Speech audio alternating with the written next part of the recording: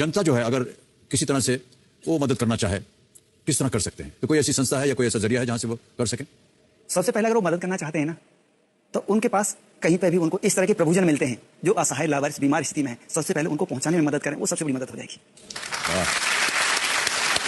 चल पाती होंगी, कैसे ये आप चलाते हैं इसको? सर, अपना घर की कुछ विशेषताएं हैं।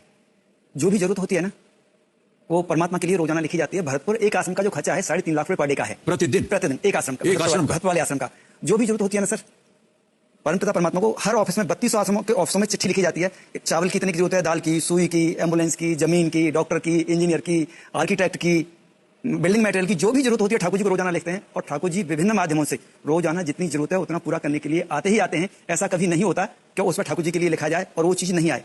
और 1% अगर नहीं आती है ना, तो हम ये नहीं सोचते संसार में अभाव है, ठाकुर जी नहीं भेज रहे। हम सोचते हैं हमारी पात्रता में कमी है, ठाकुर जी का ये संदेश है, सुधर जाओ, अपना काम ईमानदारी से करो और पूरी व्यवस्थाएं हो जाएंगी। और इतना विश्वास ईश्वर में आपको, धन्य है आप कि ईश्वर आपकी बातें जो है वो सुन लेते हैं। और जब आपको लगता है कि 1% जो है काम ठीक नहीं हुआ या कम हो गया या कमी हुई है, तो ये नहीं कहते हैं आप कि ईश्वर ने हमारे काम को पूरा नहीं किया, बल्कि आपने सोचा कि आपका काम जो है उसमें कुछ कमी रही। हाँ, बिल्कुल सर।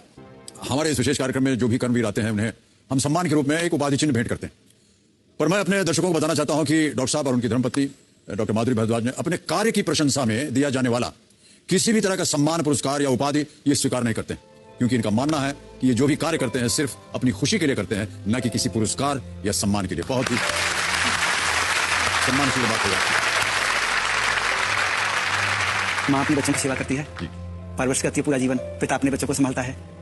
बेटा अगर पैरालिसिस हो जाए, पिता तो उसको संभालता है। कभी कोई सम्मान की अपेक्षा करता है क्या? तो क्योंकि ये तो हमारे अपने परिवार के सदस्य हैं, परिवार के अपनों के लिए सम्मान लेना भी मुझे लग रहा है कि इससे बुरा दिन किसी के पास नहीं हो सकता जब कोई अपनों के लिए कुछ करके और सम्मान की आशा रखे। वाह, बहुत